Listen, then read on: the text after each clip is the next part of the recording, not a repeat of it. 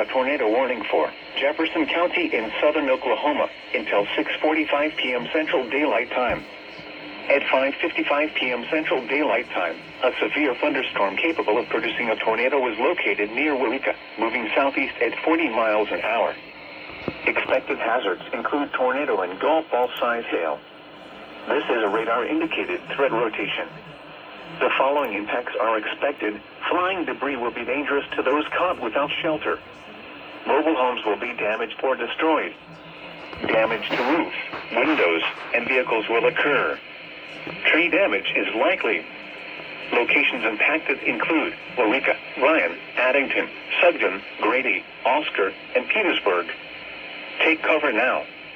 Move to a storm shelter, safe room, or an interior room on the lowest floor of a sturdy building. Avoid windows. If you are outdoors, in a mobile home, or in a vehicle, move to the closest substantial shelter and protect yourself from flying debris.